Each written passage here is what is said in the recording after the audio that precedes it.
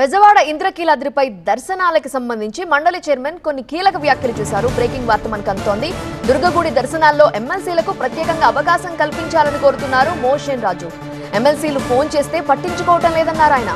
తాను ఫోన్ చేసినా కూడా దుర్గగుడి అధికారులు స్పందించడం లేదన్నారు.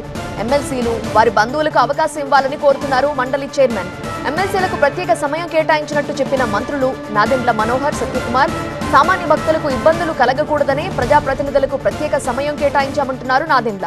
సమస్య పరిష్కరిస్తామని హామీ ఇచ్చారు మంత్రి నాదెండ్ల మనోహర్.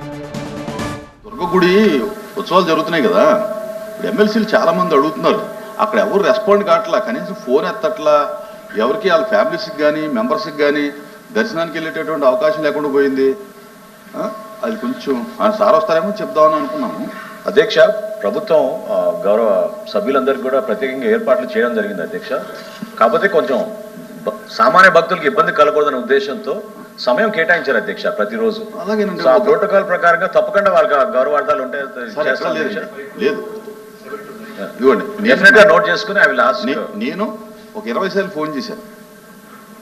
నిన్నటి నుంచి స్టార్ట్ అయినప్పటి నుంచి నేను చూస్తున్నాను వెళ్దామని. టేకప్ చేద్దాం. చాలా మంది మెంబర్స్ అడిగారు. అసలు నేను నా ఫోనే ఆన్సర్ చేయట్లేదే బాబు. ఉదయం అధ్యక్ష కమిటీలో నేను ఉన్నాను, ఇన్ఛార్జ్ మినిస్టర్ కూడా ఉన్నాను అధ్యక్ష. ఉదయం 7 నుంచి 9 దాకా ఈ విఐపి కూడా పెట్టడం జరిగింది. అంతరాలయంలో కూడా వెళ్ళడానికి అవకాశం ఉంది అధ్యక్ష. మరి కాంటాక్ట్ నెంబర్ ఇవ్వండి మాకు.